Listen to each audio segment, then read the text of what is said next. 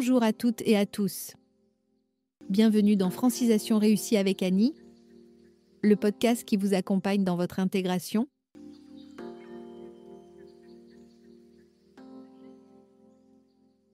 Aujourd'hui, on va parler d'un sujet essentiel. Comment utiliser un guichet automatique et comprendre les transactions bancaires? Beaucoup de nouveaux arrivants trouvent cela un peu compliqué au début. Alors pour nous aider, j'ai invité Marc Dupuis, conseiller financier. Bonjour Marc. Bonjour Annie, merci pour l'invitation. C'est un plaisir d'être ici pour guider nos nouveaux arrivants dans leurs transactions bancaires. Savez-vous que selon une étude récente, 65% des nouveaux arrivants mettent environ 3 mois à se sentir à l'aise avec le système bancaire québécois? C'est pourquoi il est si important d'en parler. Les guichets automatiques, ces machines qu'on voit partout mais qui paralysent encore 40% des nouveaux arrivants au Québec pendant leurs premiers mois. Aujourd'hui, on plonge dans ce monde fascinant des transactions bancaires automatisées. C'est vraiment intéressant que tu mentionnes ce pourcentage. Parce que j'ai récemment accompagné une amie qui tremblait littéralement devant le guichet, alors qu'elle gérait une entreprise dans son pays d'origine.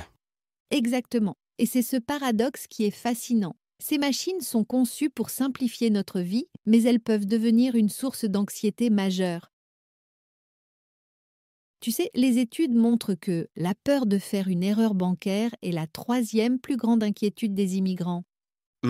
Commençons peut-être par démystifier ce qu'est exactement un guichet automatique moderne. Ce n'est plus la simple machine à billets d'il y a 20 ans. Oh là là, certainement pas. Aujourd'hui, un guichet automatique est pratiquement une succursale bancaire miniature. On peut y faire des dépôts, des virements, payer des factures et même acheter des devises étrangères dans certains cas. Et ces machines deviennent de plus en plus sophistiquées. J'ai entendu dire que les nouveaux modèles peuvent même reconnaître les faux billets plus efficacement qu'un humain. C'est vrai, et parlons de cette technologie de reconnaissance. Les guichets modernes utilisent des capteurs infrarouges et ultraviolets pour vérifier l'authenticité des billets. C'est vraiment impressionnant. Mais revenons aux bases. Comment utiliser ces machines en toute sécurité? Alors, voilà un point crucial. Premier conseil. Le NIP. Ce petit code à 4 chiffres est la clé de voûte de tout le système. Les statistiques montrent que 30% des fraudes bancaires sont liées à des NIP compromis.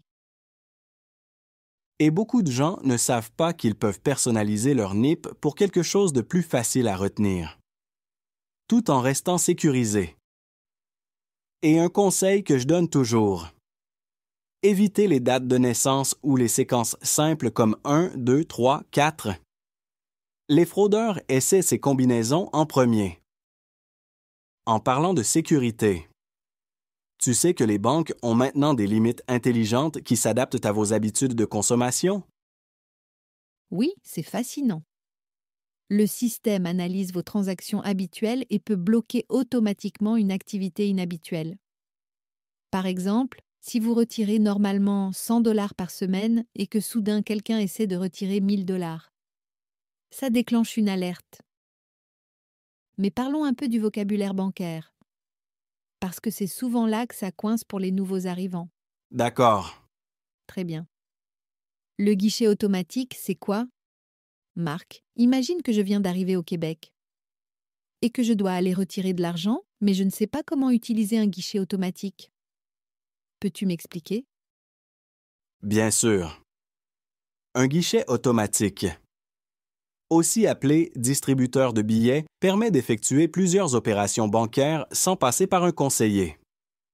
Avec ta carte bancaire et ton code NIP à 4 chiffres, le numéro d'identification personnelle, tu peux retirer de l'argent, déposer de l'argent, consulter ton solde, faire un virement, payer des factures. D'accord. Mais justement, je dois aller retirer de l'argent. Comment ça fonctionne? C'est très simple. Voici les étapes à suivre. Insère ta carte bancaire dans le guichet. Entre ton code. C'est un code secret. Donc, fais attention aux regards indiscrets. Choisis l'option Retrait sur l'écran. Sélectionne le montant que tu veux retirer. Confirme la transaction. Et attends que les billets sortent. N'oublie pas de prendre ta carte. Et ton reçu. Ah, je vois. Mais attends, quand je regarde mon compte en ligne, je vois le mot débit. Ça veut dire quoi? C'est quoi un débit et un crédit? Excellente question. Dans un compte bancaire, il y a deux types de mouvements. Débit. C'est quand de l'argent sort de ton compte. Exemple, un retrait d'argent, un paiement par carte. Et crédit. C'est quand de l'argent entre dans ton compte. Exemple, ton salaire, un dépôt d'argent. Donc si je retire 20 $, ça va apparaître comme un débit de 20 $ sur mon relevé bancaire? Exactement. Et si tu reçois un dépôt de 100 $, ça apparaîtra comme un crédit de 100 $. Et si je veux ajouter de l'argent sur mon compte, je peux le faire au guichet automatique? Oui. Tu peux déposer de l'argent en billets ou en chèque. Voici comment faire. Insère ta carte et entre ton code NIP. Sélectionne Dépôt. Insère les billets ou les chèques dans l'emplacement prévu. La machine va les compter automatiquement.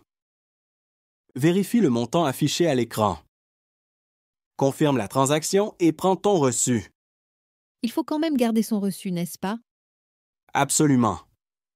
C'est la règle des 3 R. Reçu. Relevé. Réconciliation. Gardez votre reçu jusqu'à ce que vous voyiez la transaction sur votre relevé. Puis, réconciliez vos comptes régulièrement. Y a-t-il des frais pour effectuer un dépôt? Généralement, non. Mais certaines banques peuvent avoir des limites sur le nombre de dépôts gratuits par mois. Je recommande toujours de vérifier avec ta banque. Merci Marc. J'ai une autre question. Si je veux envoyer de l'argent à un ami, comment je fais? Tu peux faire ce qu'on appelle un virement bancaire directement au guichet automatique. Ou en ligne. Voici comment. Sélectionne Virement. Choisis le compte d'où vient l'argent et le compte destinataire. Entre le montant à envoyer et valide la transaction. Et si je veux envoyer de l'argent à quelqu'un d'une autre banque? Dans ce cas, le mieux est d'utiliser Virement Interac. Disponible en ligne ou sur l'application mobile de ta banque. Le système Interac est utilisé par plus de 80% des Canadiens maintenant. C'est devenu aussi naturel que d'envoyer un texto. Mais il y a quelques précautions à prendre. Comme quoi, par exemple? Eh bien, première règle d'or, ne jamais envoyer la réponse à la question de sécurité dans le même canal que le virement. C'est comme donner la clé et l'adresse à un voleur. Et toujours vérifier 2 fois le destinataire. Merci Marc. Avant de terminer, peux-tu nous donner des conseils de sécurité? Bien sûr. Voici quelques règles essentielles. Ne partage jamais ton code NIP. Garde-le secret. Vérifie toujours l'environnement autour de toi avant d'utiliser le guichet. Si un guichet semble bizarre. Exemple, clavier collant. Caméra suspecte. Ne l'utilise pas. Vérifie ton relevé bancaire régulièrement. Pour détecter toute transaction suspecte, utilise les guichets automatiques situés dans des lieux sécurisés. Exemple, à l'intérieur d'une banque. C'est noté. Un dernier conseil avant qu'on se quitte? Oui. Si tu as des doutes ou des questions, n'hésite pas à demander de l'aide à un employé de ta banque. Les conseillers sont là pour ça. De plus, n'ayez pas peur de faire des erreurs. Les banques ont des systèmes de protection très sophistiqués. Et surtout, n'hésitez jamais à demander de l'aide. Les statistiques montrent que les clients qui posent des questions sont 60% moins susceptibles d'être victimes de fraude. C'est un excellent point final. La technologie est là pour nous servir et non pour nous stresser. Exactement. Et rappelez-vous, chaque expert a commencé comme débutant. La seule différence, c'est qu'ils ont osé poser des questions et apprendre de leurs erreurs. Merci beaucoup, Marc, pour toutes ces explications. J'espère que ça aidera nos auditeurs à se sentir plus à l'aise avec les guichets automatiques. Avec plaisir, et rappelez-vous, prenez le temps d'apprendre, et bientôt, ce sera un jeu d'enfant. Chers auditeurs, merci d'avoir écouté Francisation réussie avec Annie. N'hésitez pas à partager cet épisode avec d'autres nouveaux arrivants. À bientôt pour un prochain épisode.